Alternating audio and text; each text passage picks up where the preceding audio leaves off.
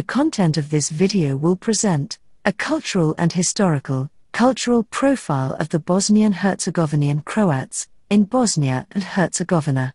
Book by Noel Malcolm, Bosnia, A Short History, remains the best work on history of that contested land in English, unfortunately, since this book has a few significant virtues and, alas, numerous faults. More about Malcolm's book can be seen in this video, which contains a critical review of Malcolm's history of Bosnia. The following wording is mainly from the scientific paper of Jaja from 2012, published in Croatian Studies Review, in English, and it is available here. Also, it is supplemented by texts based on numerous articles and books in Croatian, Serbian, Bosnian, English, and German. We will call Bosnia and Herzegovina by the shorter name, Bosnia. We will provide a synthetic account of the history and culture of the Croats in modern-day Bosnia and Herzegovina. The main aim of the video is the historical reconstruction of the genesis of the Croats in Bosnia and Herzegovina. Its starting point can be found in the early Middle Ages, to which the history of the majority of modern European nations stands in continuity. It will further follow the history and culture of the Croats in Bosnia and Herzegovina through the Ottoman period, their positioning towards modern national movements in the 19th century and the ideologies of the 20th century. We will use historical periods in a way it is shown on the screen.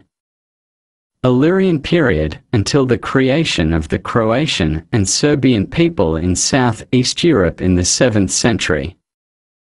Medieval Bosnia and Huam, until the mid-15th century. Bosnian Catholics in the Ottoman Islamic confessional paradigm, until the 19th century. Bosnian Croats and modern national movements in the 19th century until 1918.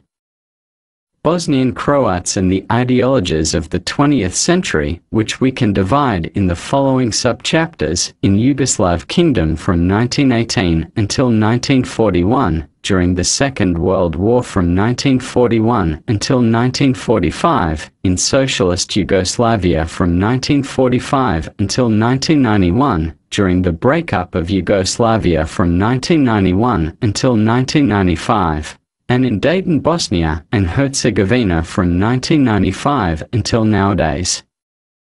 There are few cultural assets we need to have in mind to be able to intellectually move through the cultural history of Bosnia. We can see these assets on this figure. Ancient Bosnian culture in the form of tombstones. Religions in Bosnia: Catholic Church, Bosnian Church, Orthodox Church, Judaism, Islam and Communism. Scripts in Bosnia: Latin, Western Cyrillic or Croatian Cyrillic, Glagolitic and Arabic script.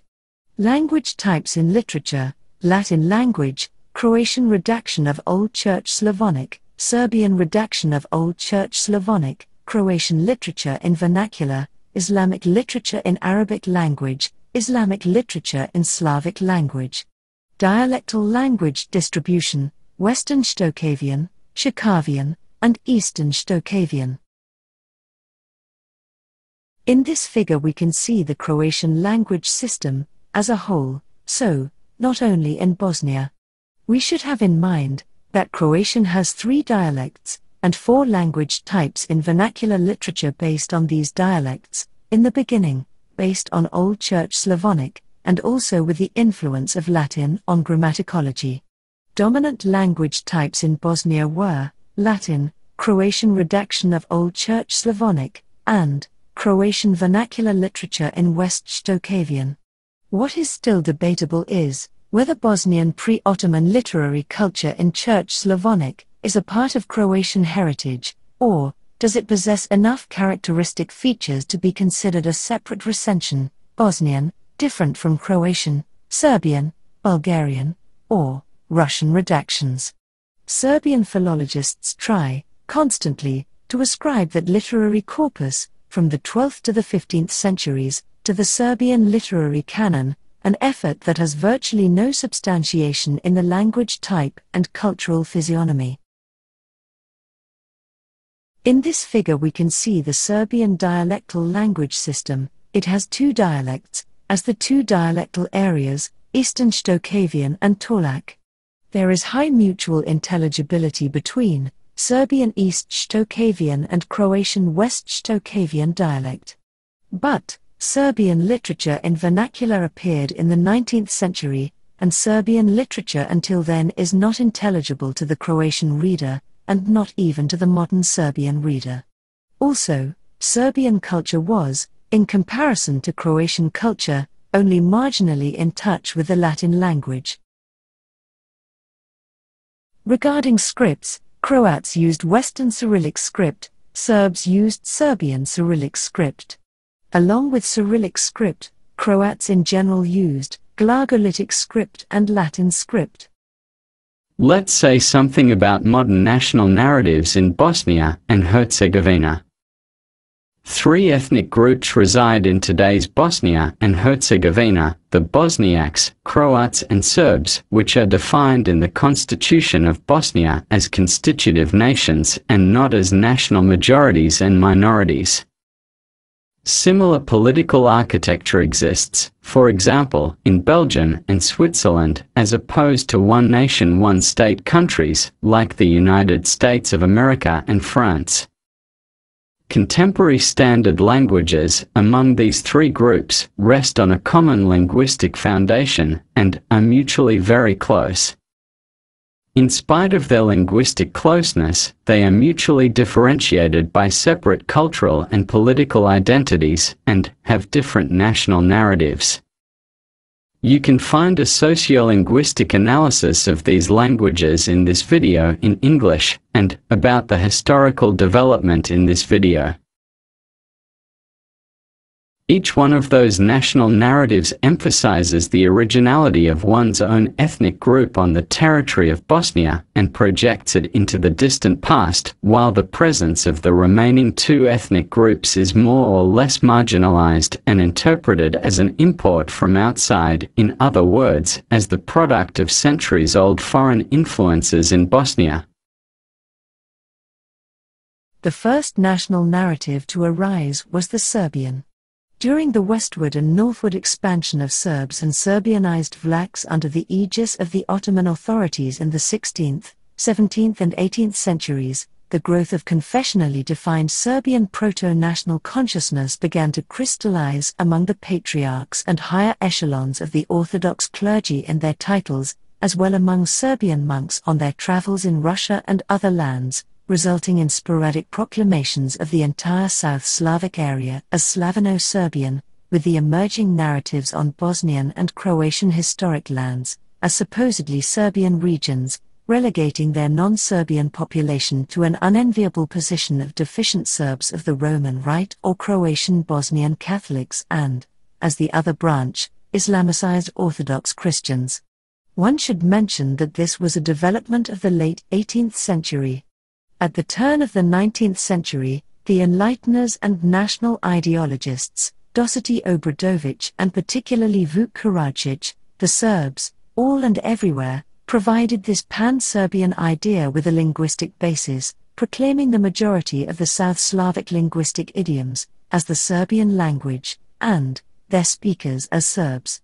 This ideology was not autochthonous, because, prior to the late 18th and early 19th century, Slavic studies of Dobrovsky, Shafarich, and Kopitar, and its misconceptions, linguistically defined Serbdom was not an issue among the Orthodox in Bosnia and everywhere where Serbs had settled outside of Serbia proper. Actually, Serbs abhorred everything written in the 400 years Shtokavian vernacular, liturgical and secular literary tradition, as something Croatian or Dalmatian, Catholic and poisonous, utterly dangerous for Serbian national and cultural identity. After the establishment of the Principality of Serbia in 1830, Serbian politics, through its project of Greater Serbia, views the Western Balkans as Serbian.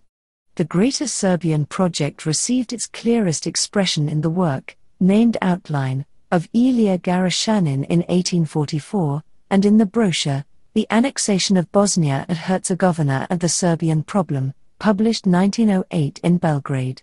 The author of this brochure, Jovan Cvijić, the leading name of Serbian science in that period, defined Bosnia as the core soil and heart of the Serbian people, in a similar manner as the Moscow region is for Russia.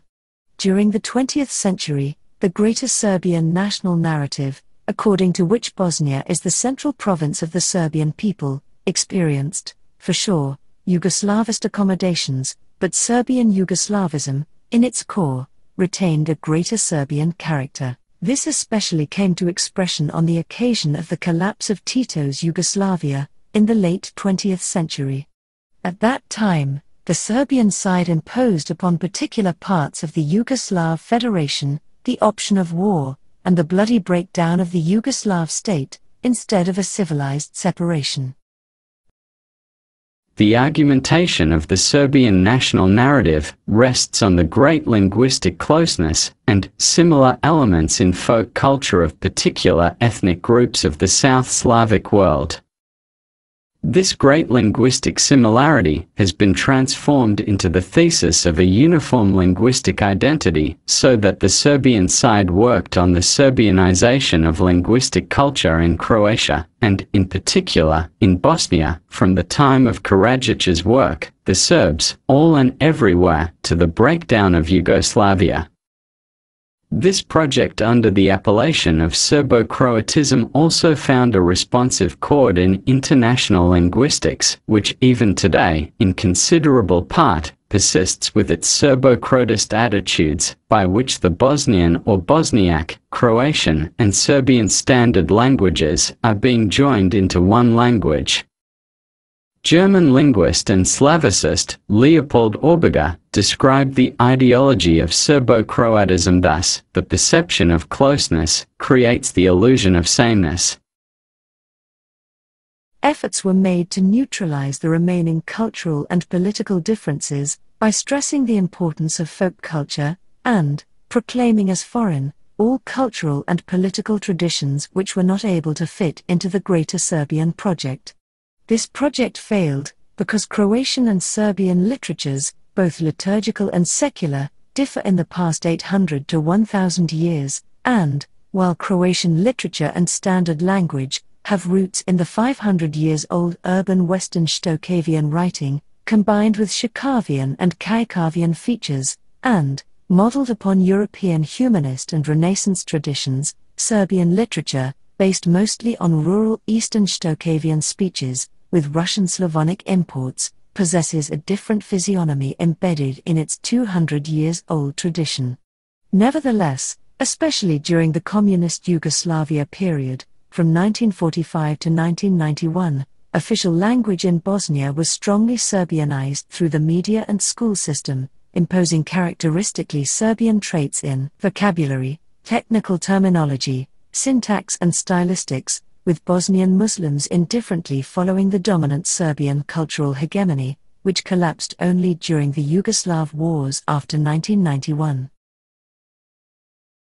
The remaining two Bosnian constitutive peoples, the Bosnian Croats and Bosnian Muslims or Bosniaks, opposed the Serbian reading of the cultural and political identity of Bosnia with their own national narratives as antipodal projects. The Croatian national narrative on Bosnia as an exclusively Croatian land developed on the heels of the Greater Serbian narrative and received its final formulation at the turn of the 20th century. The Croatian narrative, which has rather complex and contradictory proto-national roots in the 16th century, in humanist reading of the older historical sources which mixed Illyrian, Croatian, mythized Gothic and Slavic ideological narratives in the work of Vinko Pribojević, did not build its argumentation upon the thesis of the sameness of the language and folk culture, but, rather on historic right and dominant early historical sources, according to which medieval Bosnia and its population belonged not to the Serbian, but to the Croatian demographic, cultural and political sphere. Owing to the Ottoman conquests, a large portion of the medieval Bosnians were Islamicized, while a numerous Serbian Orthodox population settled in Bosnia at the same time. While, according to the Croatian narrative, the Islamicized Bosnians, or Ottoman Bosnians, preserved the consciousness of their own supposedly Croatian affiliation, the immigrant Serbs, as members of the Serbian Orthodox Church, retained their non-Bosnian Serbian political and cultural traditions. After the retreat of the Ottoman Empire, the 400-year-old Ottoman rule in Bosnia left in its wake Catholic Croats, Muslim Croats and the settled Serbs. In 1992, the Croatian side renounced the Croats of the Islamic faith in Bosnia, proclaimed the Croatian constitutive people in Bosnia as the diaspora of the Republic of Croatia, and toyed with the idea of political division of Bosnia, as did the other two sides. Since the middle of the 17th century, the Vatican has considered the Catholic population of today's Republic of Croatia and today's Bosnia and Herzegovina to be members of the same nation. So, the Vatican did not include Slovenes, who are also Slavs and Catholics, and didn't even consider Serbs as members of the Eastern Orthodox Church. Culturally and historically, Croats were the sole inheritors of Saint Jerome's legend as the founder of Glagolitic script and the patriarch of Slavic language in the Roman province of Dalmatia. It could be said that this provision applies only to Catholics from the mentioned area. Slovenes and Serbs were excluded for obvious cultural and ecclesiastical reasons, and the name for this nation was specified to be Illyrian, which is equivalent to the modern perception of the Croatian nation if we substitute the Illyrian name with Croatian. Namely, the Supreme Ecclesiastical Court in Rome, St. Rhoda, in the judgment of April 24, 1656, ruled as follows: "We say, we declare, we judge, we determine and declare, that as a true and real province of the Illyrian people, it was, and is, and that is meant to be Dalmatia or Illyricum, which are parts of Croatia, Bosnia and Slavonia, and that only those who come from the said four regions, Dalmatia, Croatia, Bosnia and Slavonia, can be admitted to canonical places and ecclesiastical benefices of the same congregational church, as well as to the hospitality and brotherhood of the same Saint Jerome." The national narrative of the Bosnia Muslims, officially declared as Bosniaks in 1993, was born in the shadow of the Serbian and Croatian narratives. The Bosniak side resisted the tendencies of Serbianization and Croaticization by building against these stereotypes its own historical picture, in which a continuity was postulated between the medieval Bosnians, called Bošnjani, and Ottoman Bosniaks, called Bošnjaci, between the so-called Bosnian Bogomils, as the members of the medieval Bosnian Church were known in the 19th century, and the Islamic community in Bosnia and, finally, between the medieval Bosnian kingdom and the Ottoman Bosnian Heirle founded in 1580. One of the Bosniak ideologists, Enver Imamović, in 1992 in the Bosniak parliament stated that it would be a hard task to convince Muslim population in Bosnia that their ancestors were called by the names of pre-Ottoman Christian rulers of Bosnia, for example Katarina and Stjepan. And also, during the breakup of Yugoslavia, only Bosnian Croats named their military forces after pre-Ottoman Bosnian rulers, dukes, bands and kings. In the search for deeper roots, the Bosniak side did not stop at the early Middle Ages, as did the Serbian and Croatian national narratives, but projected the existence of its ethnos into the Roman and Illyrian period, and by doing so, equated the antiquity of the Bosniaks with that of the ancient Greeks. The presence of Croats and Serbs in Bosnia was interpreted as a marginal phenomenon of Bosnian history, namely, the Serbs and Croats appear in the Bosniak narrative, according to Aličić, as small groups that dropped into Bosnia who knows under what conditions, and with what aims. Of course, this is a rough sketch that should be enunciated in much more detailed terms. An historical excursus into Croatian integrative ideologies from the 19th century on should suffice. There have been two national ideologies: pure Croatian, essentially secular liberal nationalism, indifferent to religious identity and religiosity as such; another was Yugoslav Croatian ideology. Frequently, those two integrative ideologies oscillated, and individuals have been, as time and events had been passing, tossed between these two camps, or trying to synthesize both worldviews or ideologies. Croatian writer Miroslav Krleža, for instance. Roughly, pure Croat ideologues were soft on Muslims, while Yugoslav Croatian intellectuals were soft on Serbs, and others vacillated between these two positions. Interestingly enough, Franciscan friars and historians Krunoslav Draganović and Dominik Mandić belonged to pure pan-Croatian ideology, trying to nationally assimilate Bosnian Muslims into Croatdom, and simultaneously refusing to work on religious conversion of Muslims, a strange phenomenon, considering they were Catholic priests and monks. It seems that for them, nationality was more important than religion, a walking contradiction.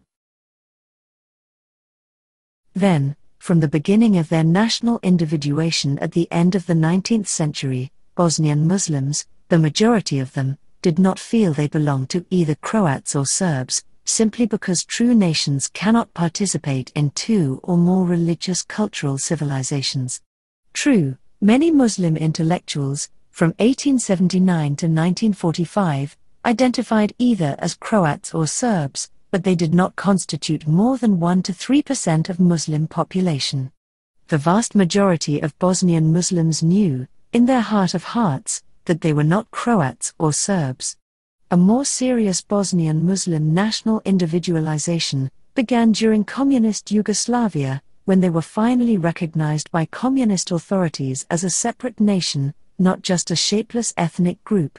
The majority of Bosnian Muslims were rather secularized, but the identitarian core of that people was Ottoman Islamic, and not secular Turkish along reforms of Kemal Pasha Ataturk, nor Bosnian in their cultural historical identifications, because the Ottoman conquest had destroyed historical memory of the old Bosnian kingdom, which remained, to a certain extent, only among Bosnian Catholic people who are, from this vantage point, the only true Bosnians who had fused historical identity and collective memory, particularly among Franciscans, while among the Orthodox people in Bosnia, there was no emotional connection with anything historically pre-Ottoman Bosnian, due to the Catholic character of most of the old Bosnian polity. Thus, historically, from the 15th to the 19th centuries, two Bosnian identities have remained, having virtually nothing to do with each other, one among Catholics, who saw themselves as true heirs of old Bosnia, and wanted to get rid of Islam and Turks and have been trying to unify Bosnia with Catholic or Christian Europe, and in this instance with their co-ethnics in Croatia. Another Bosnian identity was that of Bosnian Muslims, who differentiated between themselves as Bosnian Turks, possessing regional Bosnian identity, and real Turks from other parts of the Ottoman Empire. Needless to say, these two Bosnian identities did not interweave, and had nothing in common regards cultural historical memory and political economic goals. Serbs in Bosnia have been formed in the mold of Serbian Orthodoxy. They did not possess any recognizable Bosnian identity, their culture being primarily Serbian and Orthodox Christian, with Bosnian historical associations serving, sometimes, only as a regional catalyst for modern Serbian Orthodox national integration. As far as Bosnian Croats go, their pride as self-conscious inheritors of the glory of the old Bosnian polity sometimes decelerated, slowed and hindered their final crystallization and integration in the modern Croatian nation. One can see from the preceding paragraphs that all three Bosnian national narratives have been established on postulations regarding the antiquity and continuous settlement on Bosnian soil of one's own ethnic group. Arguments for such historical constructs were sought after by the Serbian side, as already mentioned, above all in a common linguistic basis, and similarities in the area of folk culture, by the Croatian side in the postulated political and cultural connection of the Bosnian-Herzegovinian area, with Croatian regions during the Middle Ages and later. The alleged consciousness of this community amongst the Bosnian Muslims survived the 400-year Ottoman period because its rule was foreign. Their integration into the modern Croatian nation was expected, as a logical consequence, because the Bosnian Muslims, according to this myopic idea, through their conversion to Islam, only changed their religious affiliation, but not their alleged Croatian cultural and political identity, or, in Serbian narrative, Serbian cultural and political identity. The Bosnian Muslims opposed this Croatian and Serbian reading of the history of Bosnia, through postulations about the continuity between medieval Bosnian and Ottoman political and religious institutions, between the Bosnian Kingdom and the Ottoman Bosnian Airlay, and between the Bosnian Church and the Islamic community.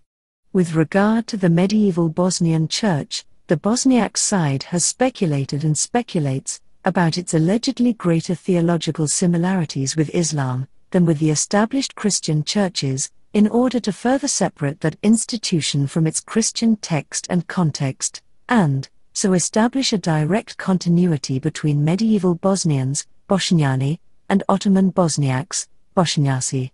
These ahistorical projections completely fail, because Bosnian church teachings had nothing in common with Islam, which actually destroyed the culture of that religious sect. Also, Islamization, wars, and succeeding population transfers sucked, in what is now Bosnia, most Islamized Croats, Serbs, Montenegrins, Albanians, Hungarians, Bulgarians, Vlachs. So, there is neither demographic nor cultural uninterrupted continuity between contemporary Bosniaks and medieval Bosnians.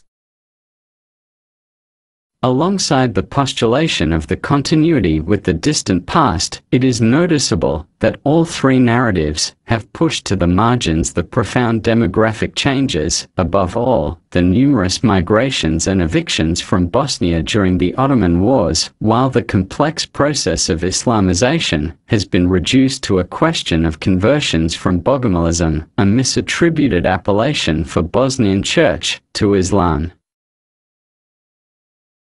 All in all, Bosnian national narratives are a classic example of Benedict Anderson's thesis on nations as imagined communities and Eric Hobsbawm's thesis on invented tradition, and they emerged as an ideological product of political projects that were tested in Bosnia at the time of its entry into modern history. Historiography stands before the task of deconstructing these constructs, to make clear their imaginary character, in other words to show, through an argumentative reconstruction of history, real historical hypotheses which must be taken into consideration, before creating a common political and cultural life amongst the heterogeneous communities of Bosnia. Let's move to the medieval Bosnia and Huam. Departing from the preceding contextual problem, the remaining part of this video is devoted to the historical reconstruction of the genesis of the Bosnian Croats. Its starting point can be found in the early Middle Ages, to which the history of the majority of today's European nations stands in continuity. Only 3 narrative sources, on the South Slavic lands in the early Middle Ages, have been preserved. The first of these, which is cited under the title De Administrando Imperio, was composed in the middle of the 10th century, and ascribed to the Byzantine Emperor Constantine VII Porphyrogenitus, that is 300 years after the beginning of the settlement of the South Slavs, in their new homeland.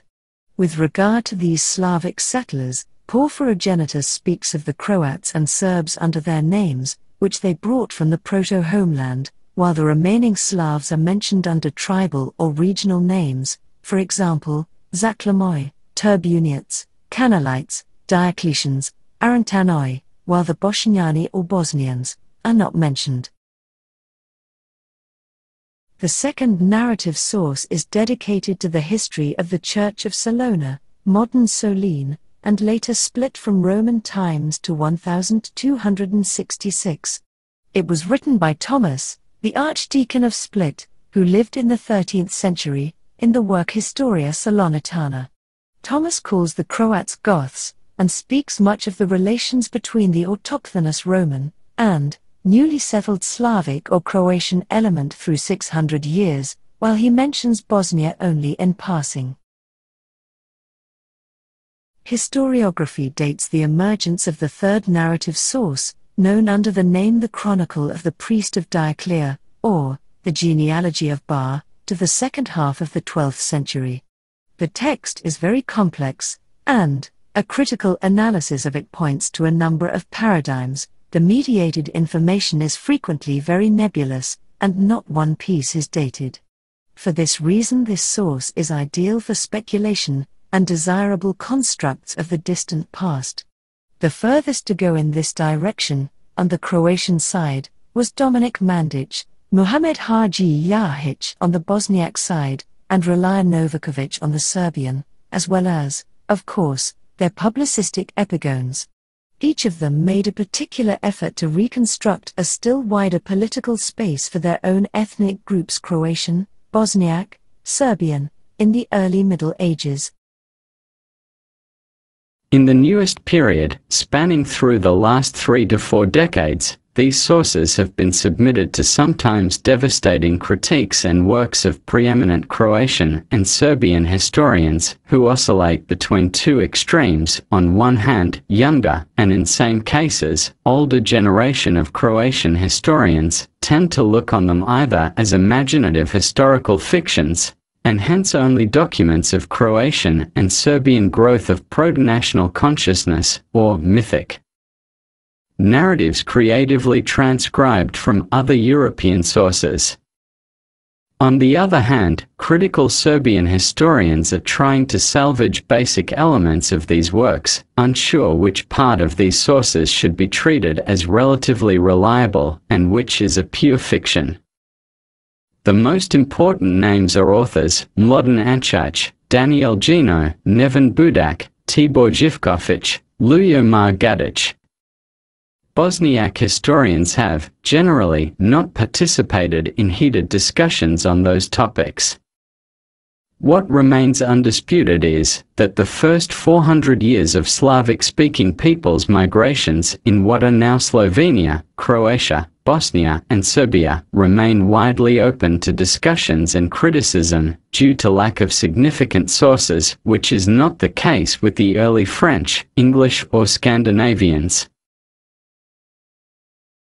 The remaining historians accepted the information from the 3 aforementioned narrative sources as starting points for further research, but they introduced less conjecture into them and preferred to leave them as informative torsos. They filled those gaps, which could be confirmed or corrected with meager facts, mediated through other sources, archaeological remains, and marginal records.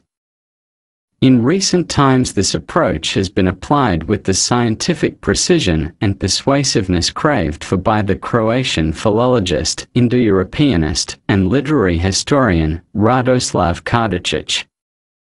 In his classical work, Literarum Studia, on which he worked for nearly 20 years, Karadzic succeeded in reconstructing the developmental lines of early medieval Croatian cultural history.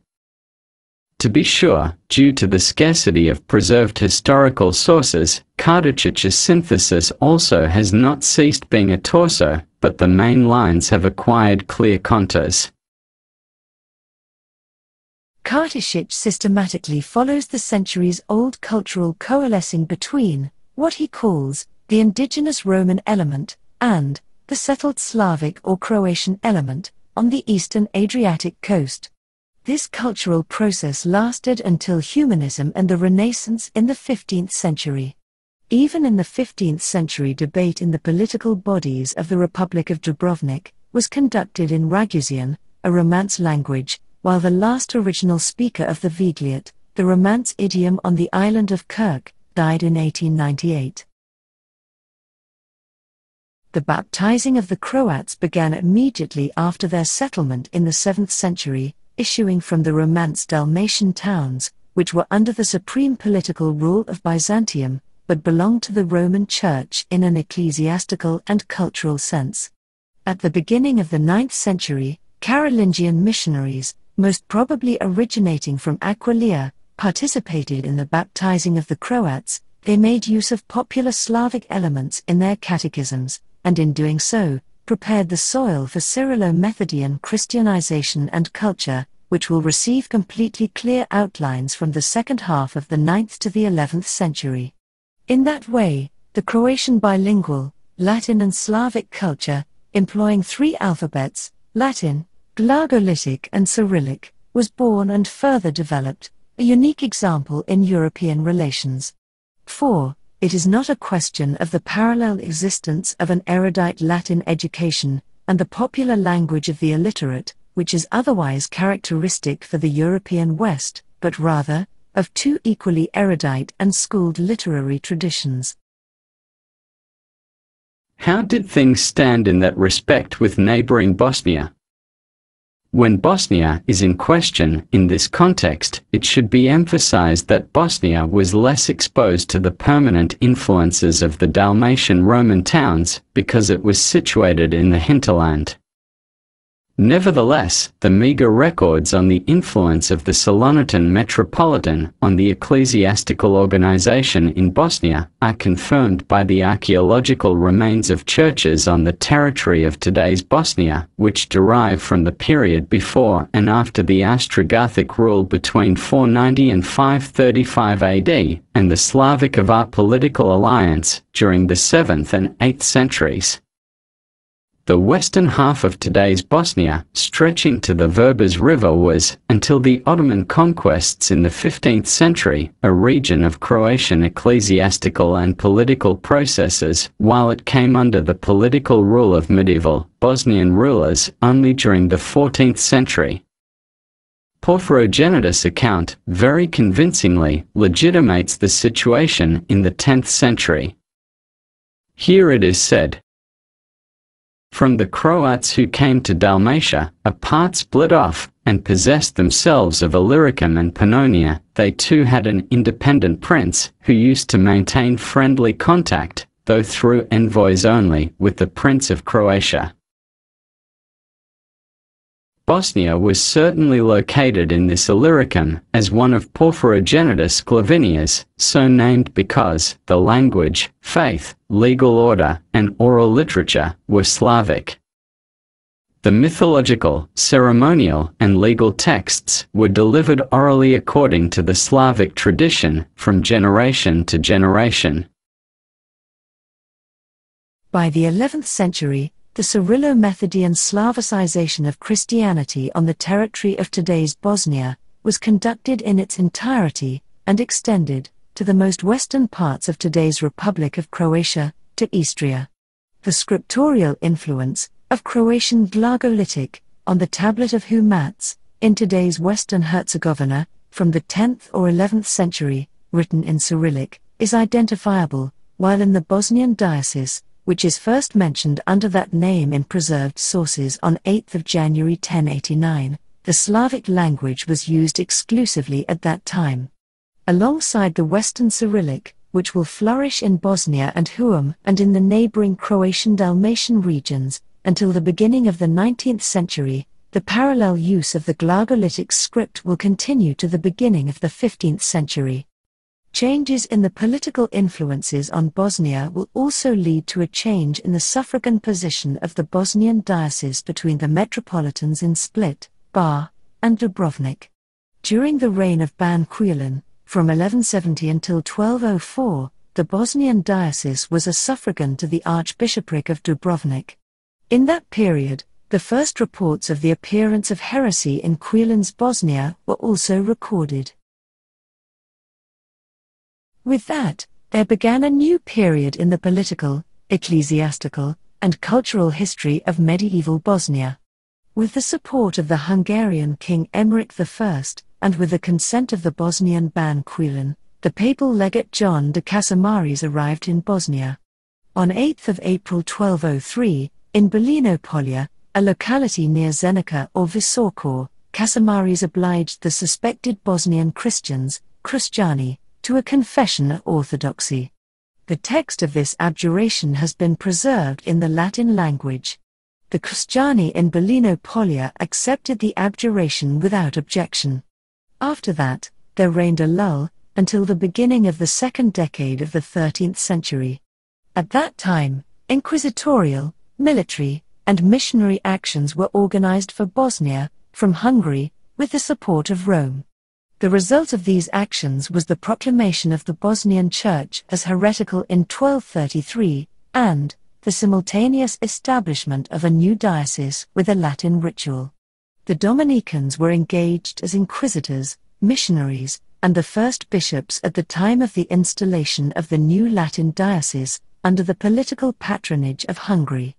From that time, until the collapse of the Bosnian kingdom, we have two Christian churches, and two alphabets in medieval Bosnia: the Bosnian Church, with the Slavic language, suspected of heresy, and separated from Rome, and the newly established Latin diocese, with the Latin language and, from 1247, the position of a suffragan, in relation to the metropolitan in Hungarian Koloska.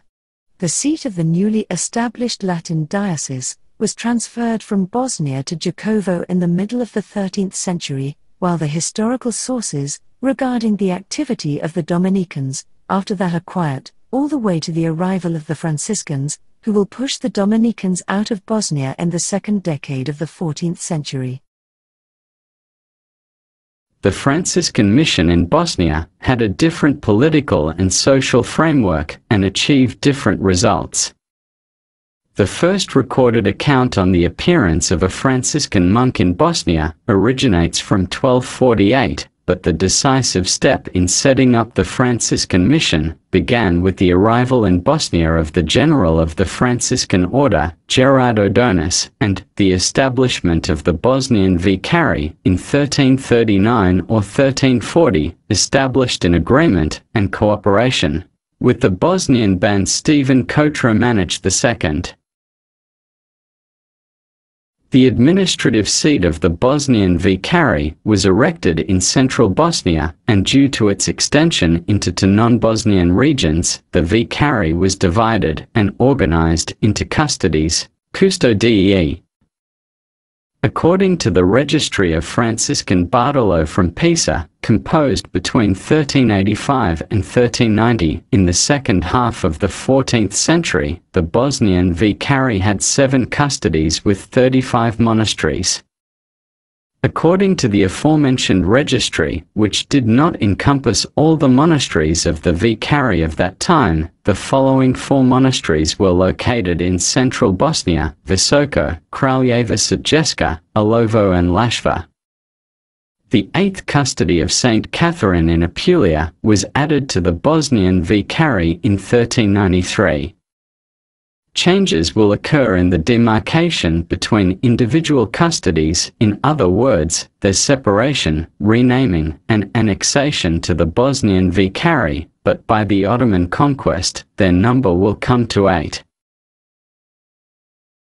Historians who, for whatever reason, diminished the accounts of Franciscan missionary successes in medieval Bosnia, stressed the great spatiality of the Bosnian Vicari, and emphasized that the reports of Franciscan successes related to the whole area of the Vicari, so that they, therefore, concluded that their success in Bosnia itself was small.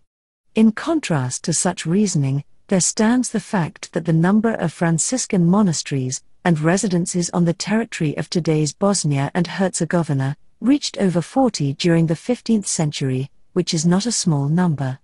From a social and economic perspective, the Franciscan entry into medieval Bosnia is closely tied to the development of medieval urbanization in Bosnia during the 14th and 15th centuries, the opening of mines, and the emergence of trading and artisan settlements followed the erection of Franciscan monasteries and churches.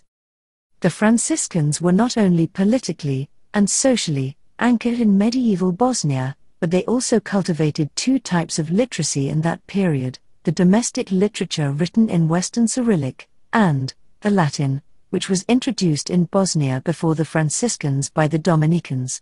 A similar condition existed at the court of the Bosnian kings.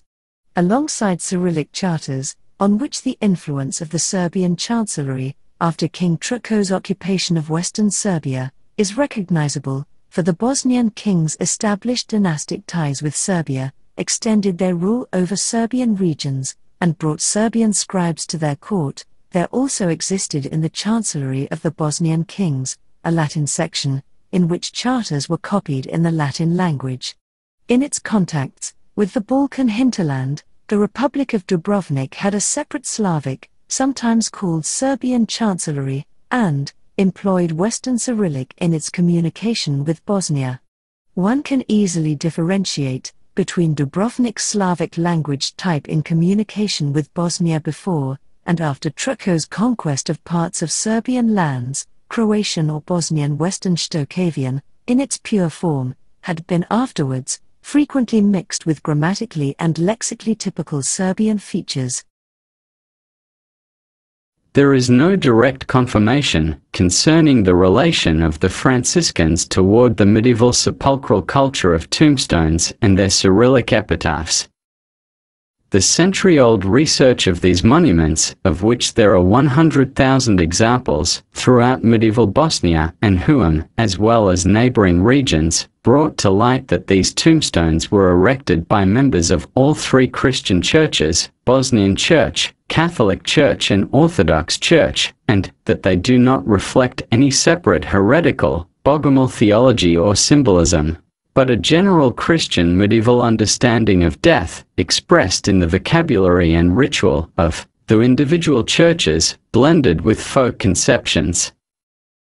In the second half of the 20th century, historical science freed itself from the attempt to bogomilize the Bosnian Church, observing that in question was not a sect driven to rebellion by its contemporary enemies, but an ecclesiastical institution with a classic Christian dogma and integrated in the Bosnian medieval feudal society. Good evidence for this statement is the testament of Radan Butković, high official of the Bosnian Church, dated in 1466, which is published in nearly all monographs on the Bosnian Church. Exposed to the pressures of the Roman Curia and Hungarian politics and the missionary activity of the Franciscans from the West, as well as the competitive behavior of the Serbian Orthodox Church from the East, the Bosnian Church fell into a centuries-old defensive position and, in face of the Ottoman conquest, disappeared from the historical stage. Let's observe Bosnian Catholics in the Ottoman Islamic confessional paradigm. The Bosnian medieval, three-confessional palette contained the Bosnian Church in central Bosnia and the eastern parts of Huam, the Catholic Church in western Huam, western and central Bosnia, and the Serbian Orthodox Church on the eastern rim of today's Bosnia. During the long Ottoman period, it ceded a place to a new three-member, and even four-member confessional paradigm, if we add to this palette the Sephardic Jewish minority, which settled in Bosnia after its expulsion from Spain in 1492. As Ottoman auxiliary military units participating in the penetration toward the north and west, members of the Serbian Orthodox Church settled, in large numbers, not only in Bosnia and Herzegovina, but also in Slavonia, Lika, and Dalmatia, while the Serbian Orthodox Church installed itself in the new regions by erecting monasteries. At the same time, through the process of Oriental urbanization and Islamization, especially in the 16th century, Islam became deep-rooted in Bosnia as a new and ever stronger cultural and confessional reality. Reducing the intensive Islamization in Bosnia to a question of the so-called Bogomil past does not have a foothold in the historical sources, since Islamization is the result of complex political and social factors that lasted intensely for more than 300 years. According to contemporary Ottoman and Western sources, the Bosnian Catholics entered the Ottoman period as the numerically strongest confessional group in Bosnia. Their cultural profile was very similar to the one in Dubrovnik and the neighboring parts of Dalmatia: 2 alphabets, Latin and Western Cyrillic, and 2 literatures, in Latin and in the domestic linguistic idiom, which will, during the following centuries, continuously participate under different names: Slavic, Croatian, Bosnian, Illyrian, etc., in the development of Croatian literature and the modern Croatian linguistic standard. At the same time, under the pressure of numerous Austro-Turkish and Venetian Turkish wars, restrictive Islamic Ottoman regulations for non-Muslims, and Islamization, the number of Catholics and the number of Catholic churches and monasteries decreases.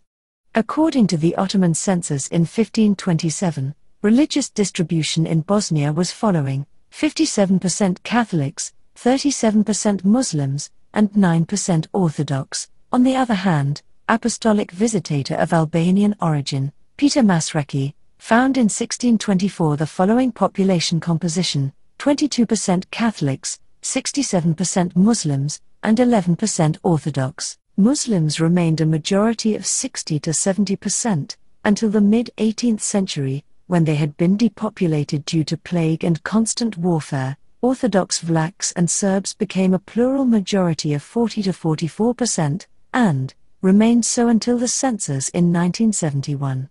Muslims have been the majority from the early to mid-1600s, following the first great wave of persecution and suppression of Catholics, who had been seen as the fifth column of Ottoman archenemies in Catholic Europe, especially Austria and Spain, while Venice was sort of Ottoman whore or frenemy, until the mid-18th century. There was no great pressure on the Orthodox, because their spiritual head was located in Istanbul, Constantinople, and was under Ottoman supervision.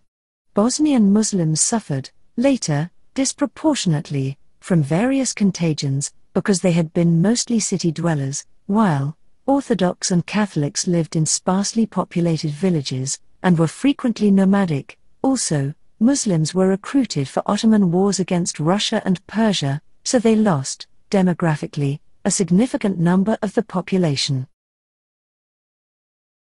Uscox from Seine, who waged a long warfare in the 16th and the 17th centuries against the Ottoman Empire and, later, against Venice, were predominantly Croats, exclusively Catholics, from Bosnia and Herzegovina, something which contributed to the ill will and persecutions of Croatian Catholics between the Ottoman hammer and Venetian anvil.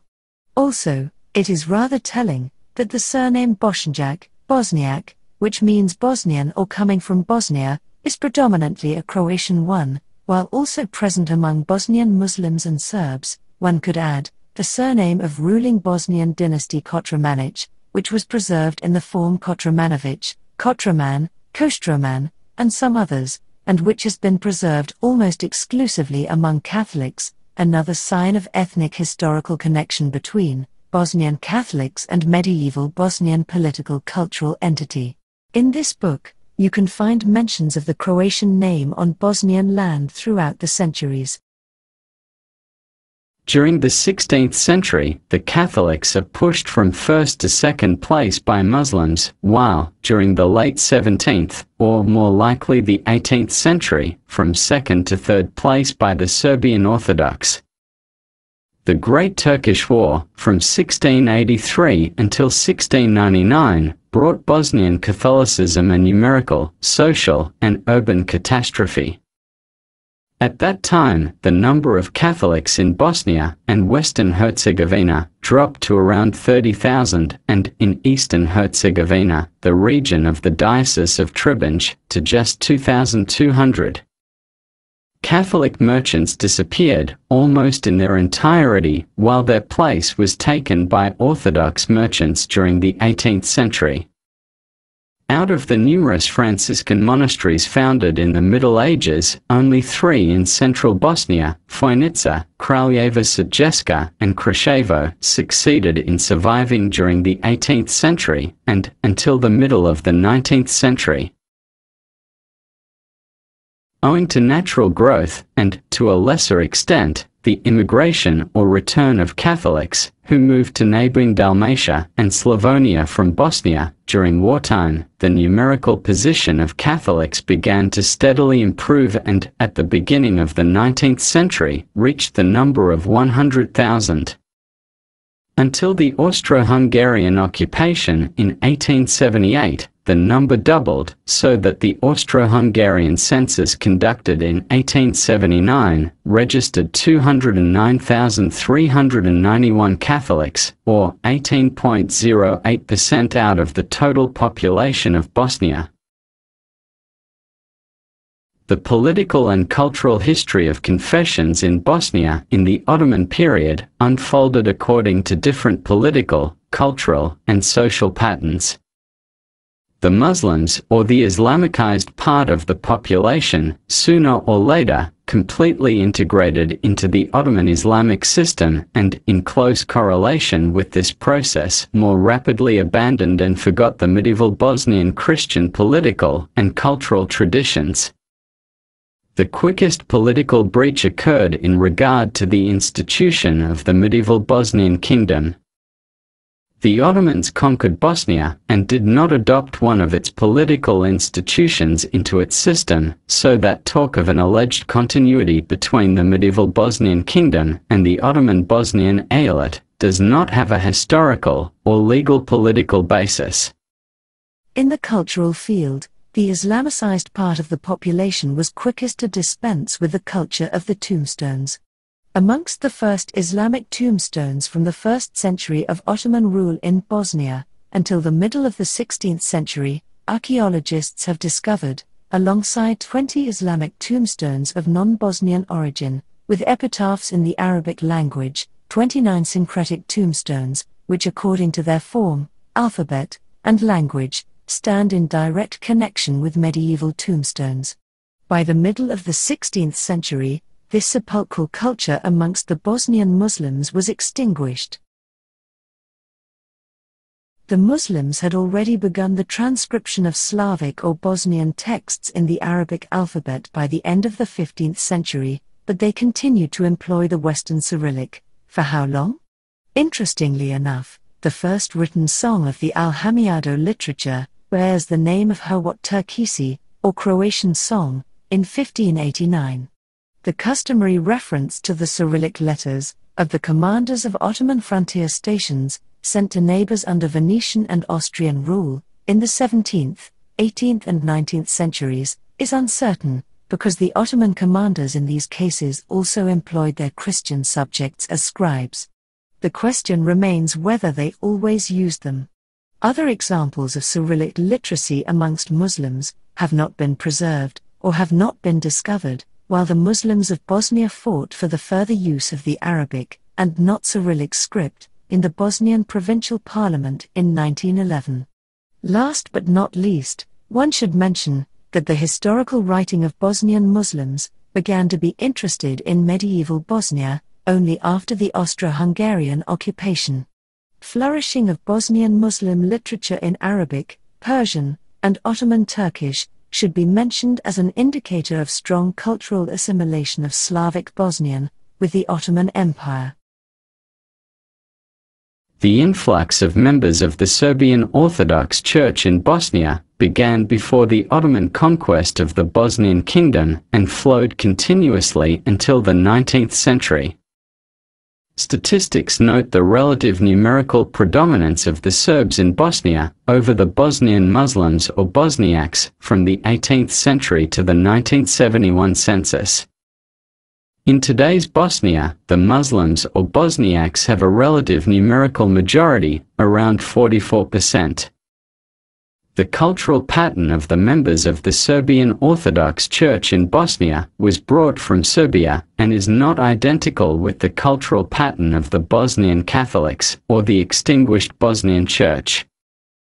On their paths toward the north and west, the Serbian Church brought the political traditions of exclusively Serbian medieval rulers and cultivated the ecclesiastical Old Slavic literacy, distant from the popular language. Nevertheless, the contacts with the cultural patterns found in Bosnia also left their traces on the practice of the Serbian Orthodox Church and its members. Thus, the Serbian Orthodox Church used a few liturgical codices of the extinguished Bosnian Church, furnishing them with their own glosses, and changed them to suit linguistically and theologically orthodox Serbian functions, while the culture of the tombstones was developed among the Orthodox Vlachs in eastern Herzegovina, intensively in the 15th and 16th centuries, and, sporadically in the 18th century. The examples of Western Cyrillic on Orthodox tombstones, or in the letters of Orthodox clergy sent to Western recipients, place us before the same problem as in the case of the Bosnian Muslims, namely, as it is not clear who were the scribes of such texts. They were probably Catholics, as stonecutters of epitaphs, or scribes of letters, which were written in the climate of political collaboration between Western interested parties and Balkan Christians under Ottoman rule. In contrast to the Serbian Orthodox Church and its members in Bosnia, who did not cultivate any political or cultural tradition of medieval Bosnia, and the Bosnian Muslims who quickly abandoned reminiscences of medieval Bosnia, the Bosnian Catholics cultivated, within the framework and possibilities of the Bosnian Franciscan province, Bosnian medieval political and cultural traditions, throughout the entire Ottoman period. They maintained the culture of the tombstones in artistically reduced forms, and the medieval political traditions, through the further use of medieval political terminology, and preserving the memory of medieval Bosnian rulers until the modern national projects, and after. In the same period, through their bilingual literacy, Western Cyrillic or Scriptand Latin, which had already emerged in the Middle Ages, the Catholics intensified their cultural ties with Croats in Dalmatia, Dubrovnik, and Slavonia. In other words, they actively participated in the development of Croatian linguistic and literary culture, according to Western cultural patterns, from the 16th century onward. They were indirectly aided in this direction by the political changes brought about by the Ottoman conquests. For, after the conquest of Bosnia, the Ottoman conquests stretched to the neighboring northern and western Croatian regions. In 1463, the year of the conquest of the Bosnian kingdom, the Bosnian Franciscans found a modus vivendi and legitimation for their spiritual activity in the Ottoman Empire through the charter of the Sultan Mehmed II el-Fatih. This enabled them to install in the occupied regions their province Bosna Srebrena, literally, Silver Bosnia or Bosna Argentina, so named after the administrative center in Srebrenica during the 16th century. The province was installed in the region, where the former ecclesiastical organization was almost destroyed, in order to once again organize spiritual activity amongst the Catholic population. In return, not only did the Catholics of Bosnia and Herzegovina enter the ranks of Bosna Srebrena, but so too did their counterparts of Dalmatia, Lika, Slavonia, and the Danube Basin, and thus, they became Bosnian Franciscans.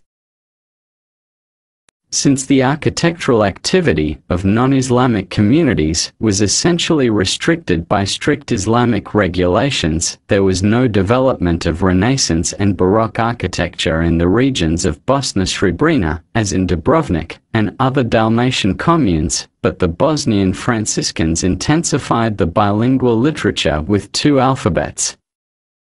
The examples of their literacy in the Latin language were preserved in continuity from the 14th to the 19th century. These are expert texts from philosophy, theology, law, history and medicine, and individuals tried their hand at poetry in the Latin language. Far more important for the Croatian cultural profile of the Bosnian Catholics is the literature of Bosna Srebrena, written in Western Cyrillic. In spite of various appellations during the centuries, the lingua patria and Cyrillic script of the Bosnian Franciscans carries in itself the developmental dynamic of the Croatian language. In it, the Franciscans shaped their pious literary texts. The lingua patria of the Bosnian Franciscans has two sources: the living Western Shtokavian oral speech vernacular, which was mutually intelligible with Serbian Eastern Shtokavian, did not see confessional boundaries as a communication hurdle, and other source, around literary models originating in the 15th and 16th centuries from Croatian cultural areas in both Croatian vernacular literacy and Western Latin language literacy. One should add that Franciscan writing had been marginalized from the late 1800s to the breakup of Yugoslavia, mainly due to the ideology of Serbocrotism. No wonder that fundamental texts, like philological monographs, stylistic studies, and linguistically analyzed reprints on the Bosnian Franciscan literature, appeared only in the 21st century. The beginnings of Franciscan religious literature are usually tied with the reform in the Catholic Church after the Council of Trent, in the middle of the 16th century, and with the name of Franciscan Matija Divković as its head and the most widely read writer of that literature. However, there is reason to link the beginnings of this literature with the so-called Šibenic prayer from the 14th century. Paleographic and linguistic analyses of the Šibenic prayer, the oldest preserved example of Croatian medieval religious lyric poetry, suggests an origin from a Franciscan milieu and Western Cyrillic literacy, which flourished in Bosnia, Huum, and littoral Croatia. From Divković onward, the authors of Franciscan religious literature are no longer anonymous, nor did they originate only from Bosnia, but also from the Croatian regions, over which the Franciscan province of Bosna Srebrena extended. They built their literature on common bookish models and mutual textual influences, in which Muslim and Serbian Orthodox literacy, which developed according to different political and cultural models and sources, was left to the side. The Franciscan Matija Divković is the formal founder of Bosnian Franciscan vernacular literature written in Croatian language. His works influenced the Franciscan literature in the 17th and 18th century by the choice of themes of moral and didactic texts, and, especially by the inheritance of stylistic and language features. Many other later Franciscan writers, who wrote in Bosnia and Herzegovina, followed the track of Divković in shaping the literary language. His influence was extended over other religious writers on the Croatian soil, in all parts of Bosna, Argentina, for example the father of Croatian philology Jesuit Bartol Karšić, who is the author of the first complete Bible translation into Croatian, in the language of Dubrovnik variety from 1622 to 1633. His Bible is very important, among other things, because it shows that Karšić follows some specific language and stylistic features of older Croatian translators of religious literature and Bible texts.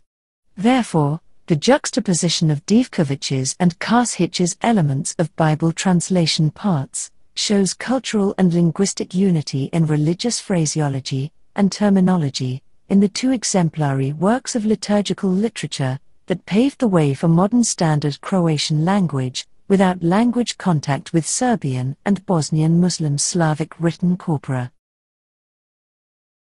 In that way, a Croatian Korni language was formed, which created a network of regional dialects and culturally connected the Catholic populace between the Adriatic Sea and Danube Basin, until the Illyrian movement in the 1830s and 1840s, at which time there appeared new political and cultural trends in the South Slavic areas. This literature defined the separate cultural identity of the Catholics, distinct from the identity of the Orthodox and Muslims, and merged it through the medium of language and literature into a common Croatian cultural identity. The Catholic populace wholeheartedly accepted and recognized this literature as its own. Divković's Christian doctrine underwent over 25 editions, while believers knew his texts by heart, so that they would protest when an individual preacher would slightly deviate from Divković's version. the Croatian Catholic confessional culture, controlled and actively supported by the Church as a cultural institution, imbued all spheres of life of the populace, popular literature and customs, family life, the manner of nourishment, ethical life, residential spaces, calendar, and, of course, traditional clothing. The Great Turkish War, in the last decades of the 17th century, ended with the ousting of the Ottomans from Slavonia, the Danube Basin, Lika and the continental part of Dalmatia. New Franciscan provinces are established in the former Ottoman regions, under Venetian and Habsburg rule, while Bosna-Srebrena retreats, within the borders of Bosnia, which further remains an Ottoman province, and struggles for the survival of its three monasteries in central Bosnia, Kraljeva Sućiska, Vojnica, and Kreševo. Nevertheless, in spite of the firm political and sanitary borders between the Ottoman Empire and its Christian neighbors, the Croatian cultural model, in other words, the achieved cultural community of Bosnian Catholics with Croatian Catholics outside of Bosnia, does not weaken, but rather is further developed. In the 18th century, alongside the further cultivation of religious literature, the Bosnian Franciscans devoted themselves to the writing of chronicles. The Franciscans Nikola Lashvanin, Bono Benić, and Marion Bogdanović write these chronicles, exceptionally important for the history of the society, language, literature and culture, not only of the Bosnian Croats, but, also, their neighbors the Bosnian Muslims, and Orthodox Serbs, either in the spoken language of their milieu and their time, or, in Latin and Italian, and as a product, not only of their education, but also their political caution in unsecure Bosnia and Herzegovina. These Franciscans are joined by Philip Lastrich, as the first historian of Bosnia in the modern sense of the word, because he wrote his survey of the antiquities of the Bosnian province, published 1776 in Ancona. It was not written as a chronicle, but as a methodical work in Latin, and partly in Italian, in order to defend the ecclesiastical political individuality and precedence of his province before the new established provinces that emerged after the division of Bosna-Srebrena during the 18th century. It is significant that in his discussion, Lastrich dedicated 2 chapters to the medieval Bosnian kingdom, in order to additionally strengthen his defense of Bosna-Srebrena. In this type of literacy, the Franciscan chroniclers and the historian Lastrich had recourse to Western models, above all Croatian literacy, as was established by another Franciscan, Ignatius Gavarin, who was born in 1914, at the time of the preparation of the critical editions of Franciscan Chronicles, and the Bosnian Antiquities of Lastrich in the 1970s, but not to models from the Muslim Bosniak or Serbian circles, amongst other reasons, because such texts emerged in these circles somewhat later. What can we say about Bosnian Croats and modern national movements? In many publicist texts, particularly Bosniak, it can be read that Croatdom and Serbdom were introduced into Bosnia only in the 19th century by the national and nationalist propaganda from neighboring Croatia and Serbia. However, we have shown that such assertions are incorrect. It is more likely to state that the neighboring national movements of Croats and Serbs provided a new momentum and a new secularist tone to the already existing Croatian Catholic and Serbian Orthodox cultural structures. This process endeavored to stop the Ottoman reformist politics of the 19th century, as well as the Austro-Hungarian modernizing policies which succeeded the Ottoman, and which prohibited the Croatian and Serbian names in Bosnia, and introduced Bosniakness as the national appellation for all the inhabitants of Bosnia, but which in the final analysis did not succeed. Until the Austro-Hungarian occupation, the cultural and political leadership of the Bosnian Croats remained in the hands of the Franciscans. Their schooling in Slavonia and Hungary, under Austrian rule, from the end of the 18th century, awoke an interest for national, cultural and political movements amongst individuals. These movements, which sought not only cultural and political emancipation from foreign rule, the Ottoman and Habsburg empires, but also to politically overcome confessionalism and to construct a modern secular culture, attracted the participation of a considerable part of the Croatian clergy, particularly the lower clergy. It included the Franciscan Illyrians in Bosnia, such as Martin Nedić, Grga Martić, Ivan Franjo Jukić, and others. Individual Franciscans, such as Martić and Jukić, attempted to cooperate with the Serbian national movement by publishing their texts in Serbian journals, the editors of which Serbianized their texts. This was, nevertheless, just one episode. In the 1860s, Martić recognized the greater Serbian character of Serbian propaganda in Bosnia, and, ahead of the Congress of Berlin in 1878, accepts the Austro-Hungarian, and not Serbian and Montenegrin occupation of Bosnia, which some Croatian Yugoslavists and other representatives of the Croatian cultural and political public resented due to their ignorance, more or less, of the real state of affairs in Bosnia, or their own opportunism. Until the Austro-Hungarian occupation of Bosnia, the cultural and political activity of the Bosnian Franciscans unfolded, within the framework of Illyrianism and Yugoslavism, in the manner of a Croatian federalist and not Serbian unitarist interpretation of these national movements and ideologies. Naturally, the opening of the Franciscans towards secular political and cultural movements was reflected in their mutual relations, especially in the so-called Berešich affair in the 1830s and 1840s. This affair caused a deep division amongst the Bosnian Franciscans and resulted in the administrative detachment of Herzegovina from Bosna Srebrena in 1846, and the establishment of a separate apostolic vicariate for Herzegovina. The mutually bitter polemics led the apostolic vicar Rafo Berešich and his supporters, who mainly studied in Italy and were imbued with the contemporary ecclesiastical conservatism, to reproach their opponents, educated in Slavonia and Hungary, for being imbued with an anti-Roman secularist spirit, that they had absorbed revolutionary ideas, and that, with the help of Ludovic Guy, they were intending to raise a rebellion and establish the Illyrian kingdom. With the Austro-Hungarian occupation in 1878, there begins a new period for both Bosnian Franciscans and for the Bosnian Croats as a whole. From a legal perspective, Christians were granted equality with Muslims. But the situation in a cultural and political sense, for all three Bosnian confessions, Muslims, Catholics and Orthodox, became more complex. Namely, the migration of 100,000 qualified workers, technicians, civil servants, and teachers, from the Habsburg monarchy to Bosnia, did not only bring cultural and technical modernization, but also competition, which led to dissatisfaction, particularly amongst the Bosnian Muslims.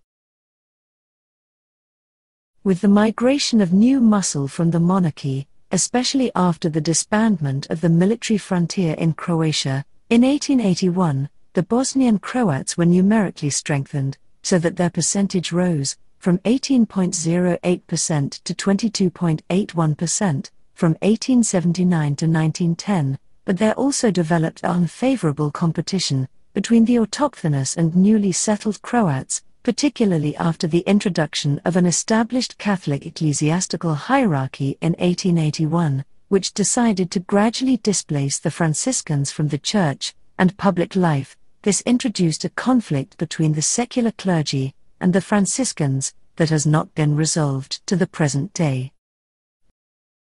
What can we say about Bosnian Croats and the ideologies of the 20th century?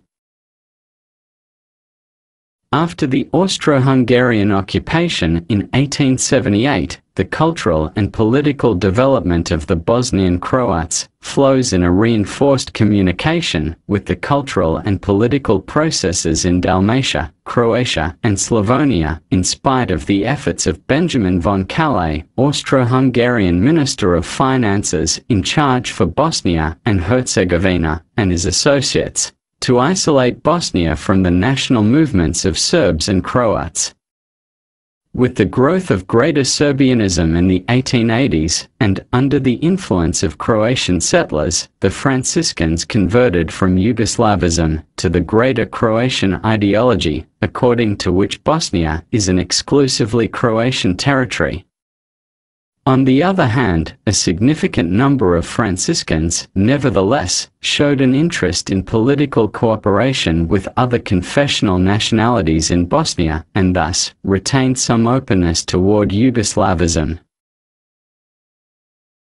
At the turn of the 20th century, the Franciscans found political allies in the first generation of Croatian higher education graduates from Bosnia, who completed their education at European universities and returned to their homeland. Together with their compatriots from Dalmatia, Croatia, and Slavonia, they brought liberal understandings on culture and politics from the universities at which they studied. This will introduce a new dynamic in the organization of cultural and political life in Bosnia, and provoke ideological and political divisions amongst the Bosnian Croats. In the first decade of the 20th century, at the time when the modern political life of the Bosnian Croats begins, with the formation of cultural and social organizations and then political parties, the ideological political spectrum included, on one side, the Archbishop of Sarajevo Josip Stadler, and his supporters with a clerical program for the 20th century and an uncompromising Greater Croatdom, and, on the other side, the Croatian liberal secular intelligentsia, more open to political and ideological compromises, and supported by the Franciscans, not because of liberalism, but due to their conflict with Archbishop Stadler. Stadler strove to displace both the Franciscans and liberals from public life, but he was unsuccessful, especially when it was a question of political parties. Croatian nationalist liberals in Bosnia also, following the ideology of Ante Starčević, who extolled Bosnian Muslims as genetically the purest Croats, openly propagated, with great success among newly enlightened Bosnian Muslim Europeanizing intelligentsia, a sort of supraconfessional Croatian unity of Catholics and Muslims, which would make thus defined Croats a stable majority in Bosnia. On the one side, the Bosnian Croats entered the First World War with this ideological political paradigm, the Starčević-type liberals who considered all Catholics and Muslims to be ethnic Croats. On the second side, Franciscans with a readiness for political compromises, and a soft Greater Croatian conception of Bosnia, and on the third, Stadler and his supporters, with a rigid clericalism and Croatdom. After the military defeat of the Habsburg monarchy, and the resuscitation of political activities in the spring of 1917, Stadler's clericalism and rigid Croatdom in Bosnia caves in. Not only do the liberal intelligentsia and Franciscans in Bosnia, and then in Herzegovina, declare themselves in favor of Yugoslavism, but so too do a part of Stadler's supporters. Archbishop Stadler, as the last Mohican of clerical Greater Croatdom, signs a circular of the Catholic Episcopate from 29 November 1918, which welcomed the establishment of the Yugoslav state, under Serbian aegis, and dies on 8 December 1918.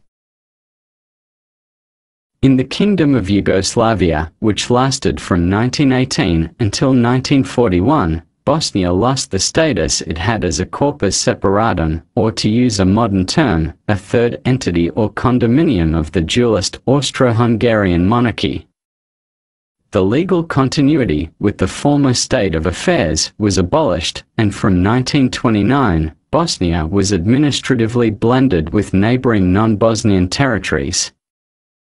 The political life in the first Yugoslavia unfolded above all in the struggles between the unitarists and federalists, who also did not intercede on behalf of the separate status of Bosnia.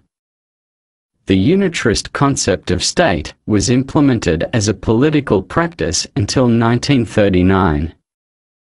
From the Croatian-Serbian Agreement of the 26th of August 1939 until the collapse of the First Yugoslavia in 1941, the concept of the three-member federation, founded on the Serbs, Croats and Slovenes as nations on defined territories, the Croatian Banovina, the Drava Banovina or Slovenia, and the so-called Serbian lands, was briefly implemented. Bosnia was divided between Serbs and Croats, while the Bosnian Muslims remained unrecognized as a separate ethnic group. This was the result of a few confluent elements, one of them being the death of Bosnian leader Mehmed Spaho, who led the dominant Bosnian Muslim political party, Yugoslav Muslim Organization, which frequently switched sides during 2 decades in effort to preserve Muslim autonomy and class positions of the remnants of Bosnian Muslim Ottoman-derived aristocracy. The political life of the Bosnian Croats in the first Yugoslavia flowed in an intensive communication with Croats in Dalmatia and Slavonia, chiefly through the Croatian Peasant Party as the dominant Croatian political organization. The main bearer of cultural development was the Croatian Cultural Society Napredak, which was founded in Sarajevo in 1904 and became the Society of All Bosnian and Herzegovinian Croats in 1907. In the first Yugoslavia, Napredak extended its educational and social activities amongst Croats outside of Bosnia, and represented the main force in the cultural life of the Croats in the same way that the Croatian Peasant Party was the main force in political life. After the fall of the first Yugoslavia, and the establishment of the Croatian state that lasted from 1941 till 1945, in which Bosnia found itself as a component part, the leading role in the creation of the political and cultural reality during the Second World War, fell into the hands of Serb royalist Chetniks, Croat Ustasha and also communist organizations. The communists emerged as the victors out of this bloody war, which left hundreds of thousands of victims and deep traumas. They succeeded in displacing the former civic culture, political parties, and cultural associations, and, also, establishing the Second Yugoslavia, that lasted until 1991, as a communist one-party federal state, in which Bosnia received the status of one of the 6 federal republics. Contemporary historiography is only at its beginnings in its efforts to reconstruct a more or less objective picture of this very complex period, because both sides, anti-communist or fascist, and communist, committed crimes which are very difficult to face openly. The communists, and their descendants, have great difficulty recognizing that the communists committed mass crimes against their enemies and ideological opponents, during, and immediately after the final military operations. They probably committed more crimes, numerically speaking, than the fascists or anti-communists against members of the Croatian nation, albeit with different motives and consequences. For that reason, the undertaking of measures that intend not to juxtapose Bleiburg and marches of death, as a metaphor of communist crimes, and Jasenovac, as a metaphor of Ustasha crimes, can only be counterproductive for historical science. It is true, to be sure, that Jasenovac and Bleiburg are not the same, as Ivo Goldstein and Slavko Goldstein point out, but their comparison is unavoidable if historical memory is to obtain its actual context and anchorage in truth, in place of tempting and untruthful slogans, according to which only the fascists or anti-communists fought, on the side of evil, while their opponents, the communists, exclusively on the side of good. Power in Yugoslavia after 1945 was distributed according to the aforementioned mainstream perception of victims on the partisan side, while victims on the anti-communist side were neglected. Additionally, participation in the war on the partisan side was also a factor that influenced the distribution of power in Yugoslavia. The first anti-fascist or communist partisan detachment, composed of Croats, is associated with June 22, 1941, in Sisak, Croatia. This date marks Germany's attack on the Soviet Union. The organizers of the uprising in 1941, and among the Serbian population in the beginning, a good, and surprisingly large part, were Croats in all parts of Croatia and Bosnia.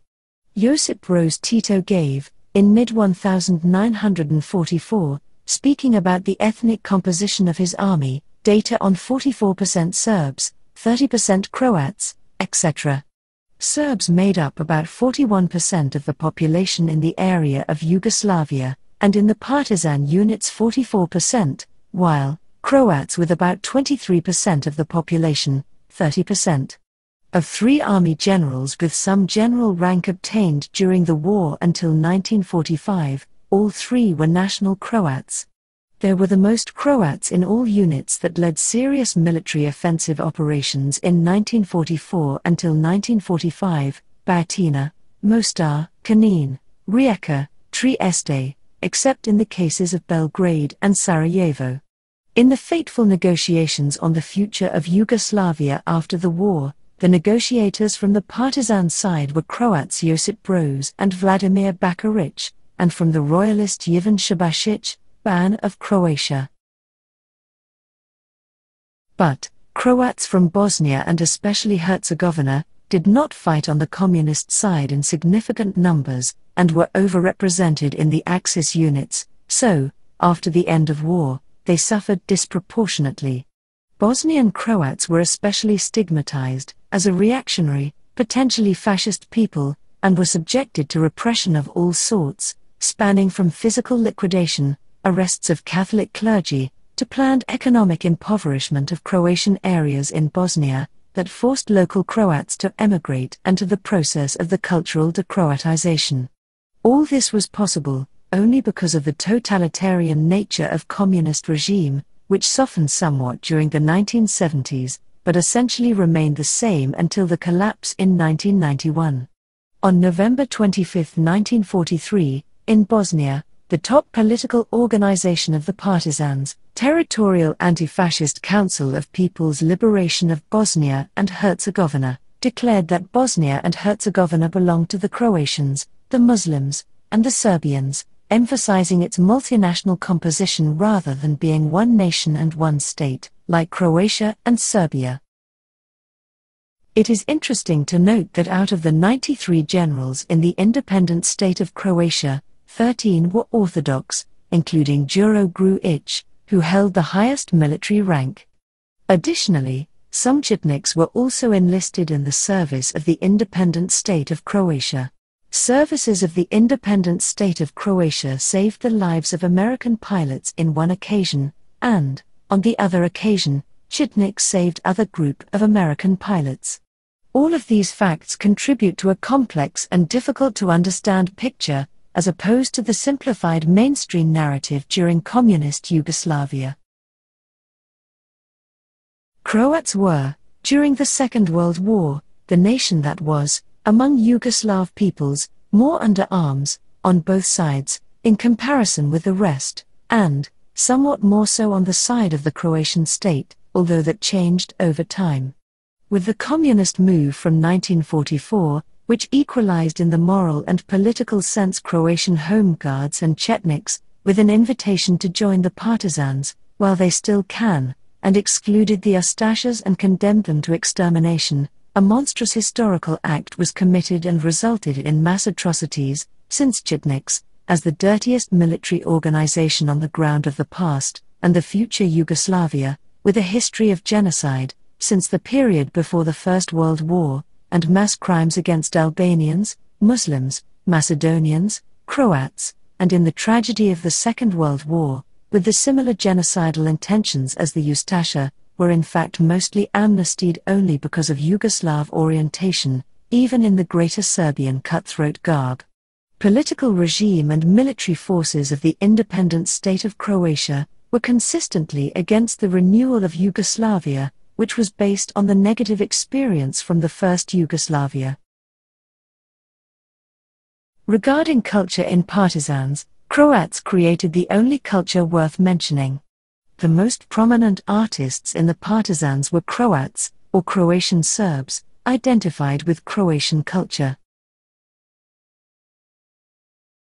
In short, bearing in mind the aforementioned observations on the crimes that were built into the foundations not only of the Croatia during the Second World War, but also Tito's Yugoslavia, for at the time of establishing their rule, the Communists squared accounts with their enemies and ideological opponents in a bloody and brutal manner and on a mass scale. Only after this had occurred did their state employ milder forms of oppression and never developed into a democratic state.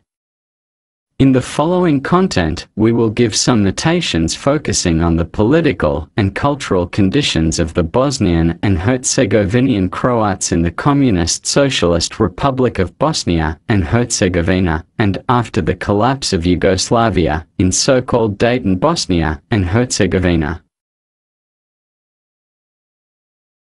3 facts influenced, in various ways, the cultural development of the ethnic groups in Bosnia, Muslims or today's Bosniaks, Croats and Serbs, under communist rule. First, the status of Bosnia as a federal republic. Second, Tito and Stalin breakup in 1948, and the political link-up with the so-called Third World, to which the majority of Islamic countries belonged. Third, the linguistic policy of Serbo-Croatism, with its explicit predominance of the Serbian language over the Croatian. These 3 facts taken together influenced the favorable development of the Bosnian Muslims into a modern nation at the end of the 20th century, namely, the republican status of Bosnia removed the potential Croatian and real Serbian pressure to which the Muslims had been exposed to in the first Yugoslavia. Tito's political association with the Islamic world opened the possibility of the cultivation of the Islamic cultural identity, and the Serbo-Croatism that was consistently implemented was wholeheartedly accepted by the Islamic religious press. Therefore, it is not surprising that the Bosniaks or Muslims in today's Bosnia are constructing their modern linguistic standard on a Serbo-Croatian basis, while one can observe a reinforced Serbianization among the Bosnian Serbs and a return to Croatian linguistic traditions among the Croats. Though the Croatian-Serbian Agreement from 1939 brought the Greater Serbian Project into question and was nominally kept at bay in the Second Yugoslavia, a latent Serbianization of the linguistic culture in the educational system and public life was nevertheless implemented. The cultural contacts between Bosnian and Herzegovinian Croats with the Socialist Republic of Croatia were admittedly not rendered impossible, but they were made ever more difficult. The Croatist linguistic policies of the Croatian state during the Second World War was used as an excuse to declare all specifically Croatian language traits as an Ustaša language, and therefore their use was prevented. The practical consequence of such a situation was that the language of the Bosnian Croats, who were schooled in Bosnia and published their texts in Sarajevo and other Bosnian towns, was considerably Serbianized. Only the organizations of the Catholic Church successfully resisted Serbianization in their professional work and press and tacitly followed the linguistic processes in the Republic of Croatia. The most important Croatian linguists and lexicographers with roots in Bosnia, Dalibor Brozovic and Tomislav Ladan, could not influence the official language policy in Bosnia and Herzegovina. Dissolution, war and political aims. Without going into strategic and military details, we will just sketch the dominant positions of three Bosnian peoples, as articulated through their elites, political, cultural, military, economic, etc. For Serbs, the entire Bosnia was Serbian land, and the goal was to occupy it all. What is crucial is this: since Slobodan Milosevic's plan, and virtually the plan of the entire Serbian elite, was not limited to Bosnia, it aimed primarily at amputation of the approximately 70% of Croatia, following the Yugoslav People's Maneuvers Line from 1986 and, striking at 5 directions, to slice the Croatian territory in a few indefensible pockets, leaving Zagreb, Rijeka and Istria parts as some kind of reliquiarum, and probably forcing Croatian leadership to capitulate completely, having achieved the goal of conquering the entire Croatia and Bosnia. These two countries were, militarily, one war occupation zone. But Serbian Yugoslav plans were thwarted in all directions: first, Varaždin, Pakrac, Banja Luka; second, Šid, Vukovar and Vinkovci; third, Zadar, Šibenik, Knin, Travar; fourth, Split and Mostar; and fifth, Dubrovnik, Trebinje, and Montenegro. So, they were holding approximately 25% of Croatia's territory at the end of 1991. The dominant goal was all Serbs in one Serbian state, with policy toward Croats oscillating from vandalism and ethnic pressures to outright ethnic cleansing and genocide. Their idea was to destroy Croatian nationhood wherever possible, to occupy 3 million out of 4.5 million Croats, and to get rid of the most by a combination of killing, cleansing, forced assimilation, encouraging Croatian regional identities as non-Croat, for instance, Croatian Bojevci, and pressure to emigrate. As regards Bosnian Muslims, it is not clear what the final goal was, so there was a difference between strategy and tactics. Judging from the actions of Serbian elite, they first tried to split so-called natural alliance between Croats and Muslims, by offering Bosnian Muslim politicians, like Adil Zulfikar Pasic, a historical compromise between Serbs and Muslims, which would result in incorporation of almost the entire Bosnia, with possible exception of tiny Croatian majority parts, into extended Serbia, and, theoretically guaranteeing Muslims some kind of autonomous existence, without war, if they distance themselves from Croatia. But, since the whole Serbian elite was radically against everything Catholic and Muslim, as something utterly alien and non-Serbian, various conspiracy theories including the Vatican, Pan-Islamism, Masons, European West etc., it is evident, judging both from Serbian mass media, torrent of pan-Serbian publications, and historical books and pamphlets, that coexistence with Muslims was impossible in the long run. In a nutshell, with just a few dissenting voices, the dominant Serbian discourse was that Catholic Croats and Bosniak Muslims were Serbian historical civilizational enemies, and there was no room for clearly articulated Croatian and Bosniak or Muslim identity in a Serbian nation-state. Bosnian Muslims, later Bosniaks, attitudes have been more complex and sometimes contradictory. From the current vantage point, it seems they had been generally satisfied with their position in Yugoslavia, and wanted this country to continue to exist, as it had been during Tito's rule. They wanted national crystallization, but not completely. They were mostly content with the status of a recognized people, without fully completed cultural, historical, national individuality. Perhaps this has something to do with the nature of Islamic civilization, which puts religion first and isn't too conducive to European-style national emancipation. Although they wanted to stay in Yugoslavia, it was not Yugoslavia according to Serbian ideas, as articulated by Milosevic and Serbian elites. Without Slovenia and Croatia, they knew it would be, essentially, an extended Serbia. Also, being unarmed, they were terrified by images of destruction and war in Croatia in 1991, so they wanted to avoid Yugoslav army aggression and mass killings.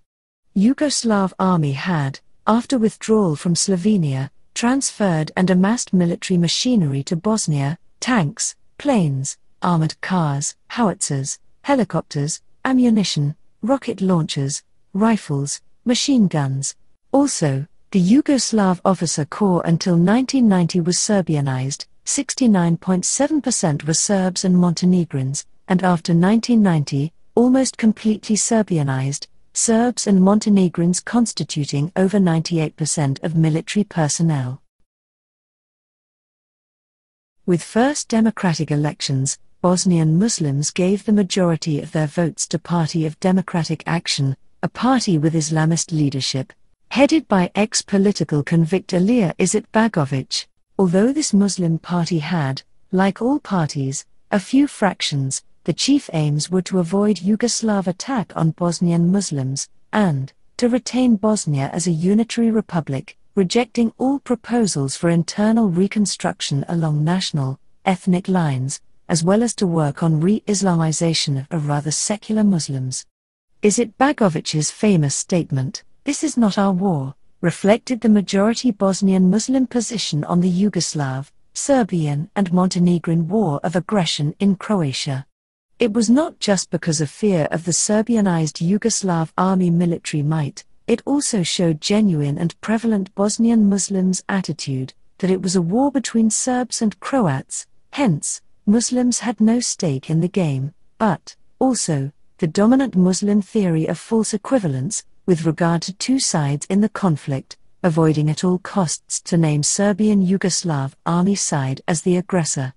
This policy enraged not only Croatia, but even more Croats in Bosnia, who had been fighting in the defense of Croatia. For instance, during the siege of Vukovar, approximately 60 to 70% of Croatian units' manpower consisted of Croats from Bosnia. Also, Muslim leadership turned a blind eye on the Yugoslav army destruction of Croatian village Ravno in Herzegovina, which could be considered the real beginning of war in Bosnia, but Bosnian Muslims were looking the other way, and, suspiciously, had failed to notice it, because there were no Muslims attacked.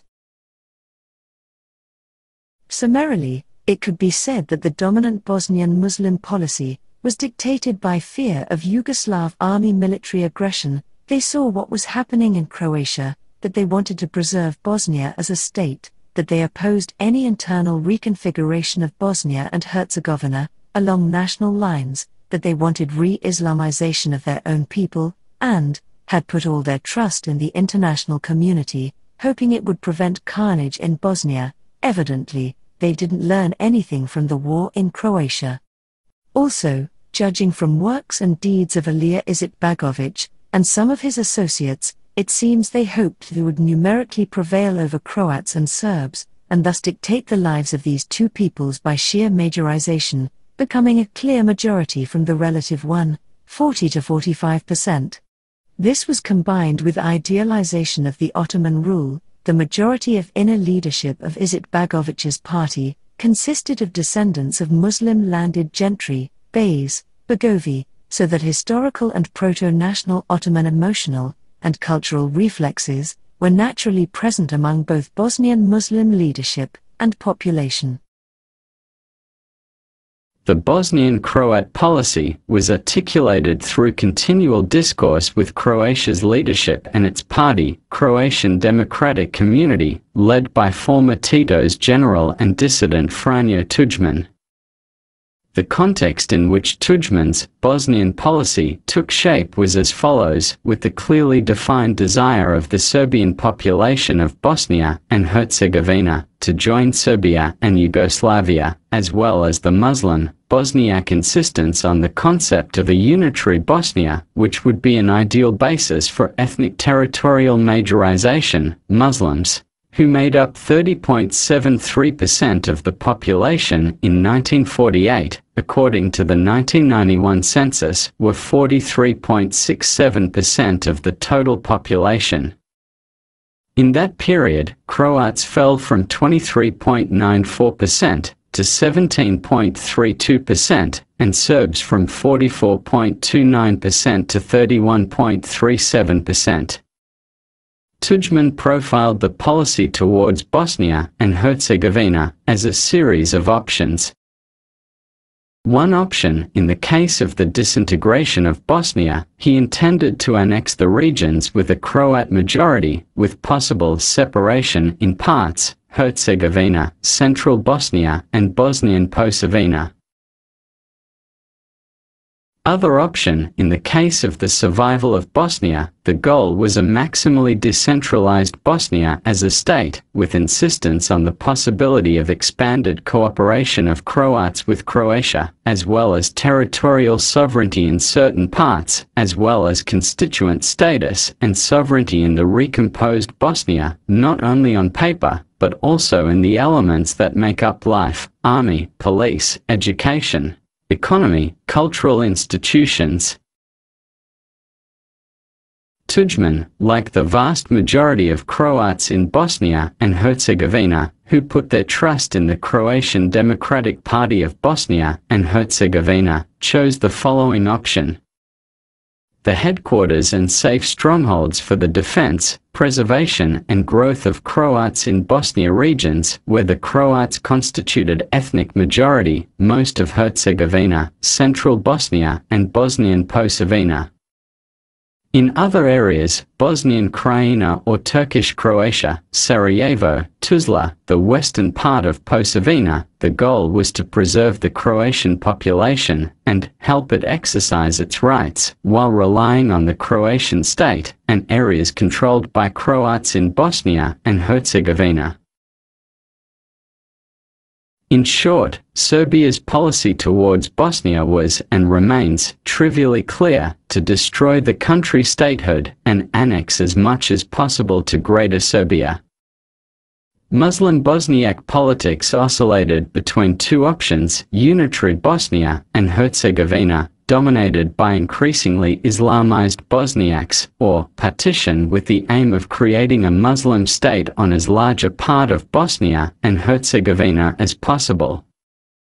Regarding Croatian politics, there were three options at play: division into three states, internal reorganization of Bosnia and Herzegovina into a confederation of three national states, as well as the third, the union of two states, one of which is a Bosniak-Croat hybrid state, Federation of Bosnia and Herzegovina. It can be noted that, in addition to American geopolitical goals, the third option was also a sign that Tudjman had not sobered up from Starčević's delusions about Bosnian Muslims as supposedly natural Croatian allies.